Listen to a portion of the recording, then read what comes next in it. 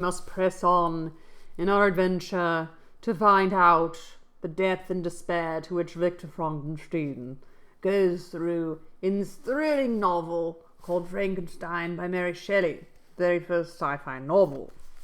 Currently reading, if you choose to follow on, you can. Make sure I'm saying stuff right. Chapter 2 of Volume 2 of Frankenstein and his monster. Victor is having a walkabout. He's going on a walkabout through Chamonix, the mountains, the Alps, listening to a rushing river called Arve. It was so bad. Why is French so hard? Through Mont Blanc. Please, nobody listen to my French. It's really, really bad. I spent the following day roaming through the valley. I stood beside the sources of the Arveiron, which take their rise in a glacier that with slow pace is advancing down from the summit of the hills to barricade the valley.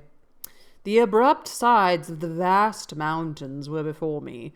The icy wall of the glacier overhung me. This sounds beautiful, and I want to go really badly. A few shattered pines were scattered round, and the solemn silence of this glorious presence chamber of imperial nature, with capital N, was broken only by the brawling waves or the fall of some vast fragment. The thunder sound of the avalanche, or the cracking reverberated along the mountains of the accumulated ice, which, through the silent working of immutable laws, was ever and anon rent and torn, as if it had been but a plaything in their hands. These sublime and magnificent scenes afforded me the greatest consolation that I was capable of receiving. They elevated me from all littleness of feeling, and although they did not remove my grief, they subdued and tranquilized it. In some degree also they diverted my mind from the thoughts over which it had brooded for the last month. I retired to rest at night, and my slumbers, as it were, waited on and ministered to by the assemblance of grand shapes which I had contemplated during the day. They congregated round me, the unstained snowy mountain top, the glittering pinnacle, the pine woods and ragged bare ravine, the eagle soaring amidst the clouds. They all gathered round me and bade me be at peace. Where had they fled when the next morning I woke?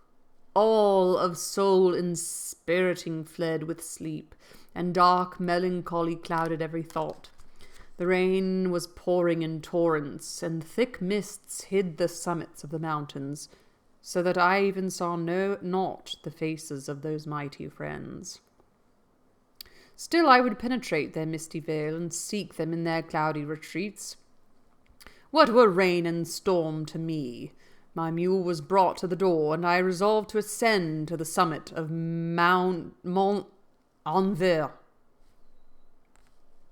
I remembered the effect that the view of the tremendous and ever-moving glacier had produced upon my mind when I first saw it. It had filled me with a sublime ecstasy that gave wings to the soul and allowed it to soar from the obscure world to light and joy. The sight of the awful and majestic in nature had indeed always the effect of solemnizing my mind and causing me to forget the passing cares of life. I determined to go without a guide, for I was well acquainted with the path, and the presence of another would destroy the solitary grandeur of the scene. The ascent is precipitous, but the path is cut into continual and short windings, which enable you to surmount the perpendicularity of the mountain. It is a scene terrifically desolate. In 1,000 spots the traces of the winter avalanche may be perceived, where trees lie broken, strewed on the ground, some entirely destroyed, others bent, leaning upon the jutting rocks of the mountain or transversely upon other trees. The path, as you ascend higher, is intersected by ravines of snow, down which stones continually roll from above. One of them is particularly dangerous, as the slightest sound, such as even speaking in a loud voice, produces a concussion of air sufficient to draw destruction upon the head of the speaker. The pines are not tall or luxuriant, but they are sombre and add an air of severity to the scene. I looked on the valley beneath. Vast mists were rising from the rivers which ran through it, and curling in thick wreaths around the opposite mountains, whose summits were hid in the uniform clouds, while rain poured from the dark sky, and added to the melancholy impression I received from the objects around me. Alas! Why does man boast of sensibilities superior to those apparent in the brute? It only renders them more necessary beings. If our impulses were confined to hunger, thirst, and desire, we might be nearly free. But now we are moved by every wind that blows, and a chance word or scene that word may convey to us. We rest.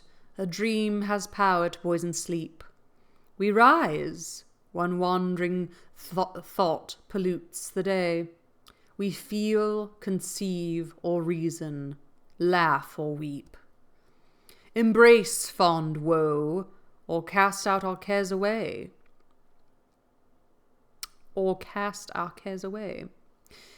It is the same, for be it joy or sorrow, the path of its departure is still free. Man's yesterday may ne'er be like his morrow, naught may endure but mutability. It was a little poem.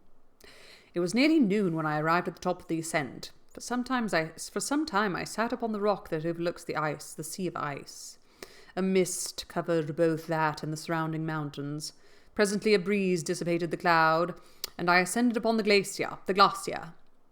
The surface is very uneven, rising like the waves of a troubled sea, descending low and dispersed by rifts that sink deep. The field of ice is almost a league in width, but I spent nearly 2 hours in crossing it. The opposite mountain is a bare perpendicular rock. From the side where I now stood, Mont Anvers was exactly opposite, at the distance of a league, and above it rose Mont Blanc, in awful majesty. I remained in a recess of the rock, gazing on this wonderful and stupendous scene.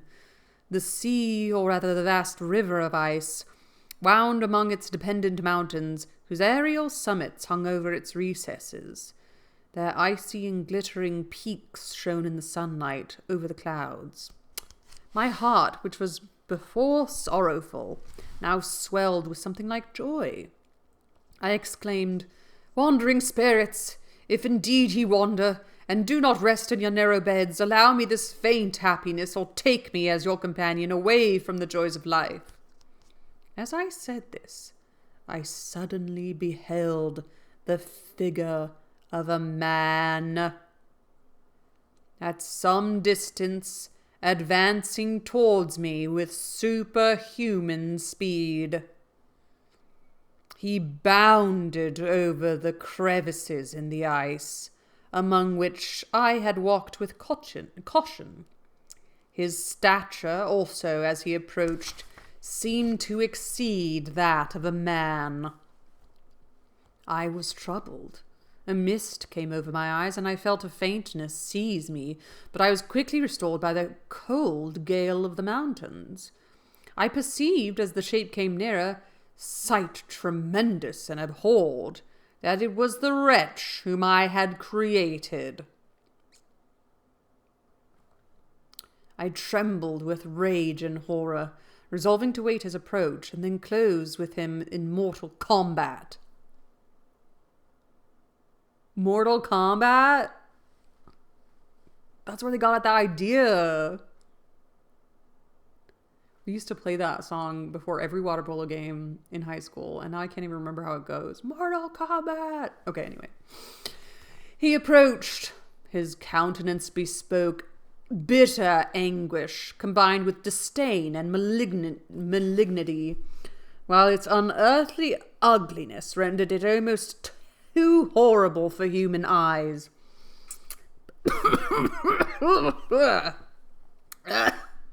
But I scarcely observed this.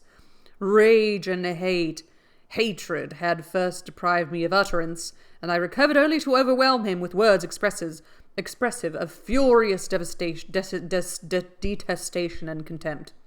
"Devil!" I exclaimed, "do you dare approach me? And do not you fear the fierce vengeance of my arm wreaked on your miserable head?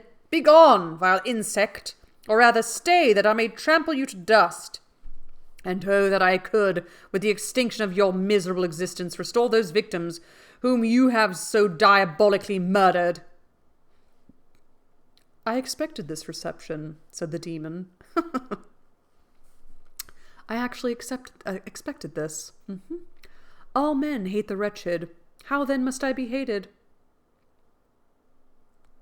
who am miserable beyond all living things? Yet you, my creator, detest and spurn me, thy creator to whom thou art bound by ties only dissoluble by the annihilation of one of us. You purpose to kill me. How dare you support thus with life? How dare you sport thus with life? Do your duty towards me, and I will do mine towards you and the rest of mankind. If you will comply with my conditions, I will leave them at you and you at peace. But if you refuse, I will glut the maw of death until it be satiated with the blood of your remaining friends." Like, he learned how to speak this way? He's so eloquent. "Abhorred monster, fiend that thou art!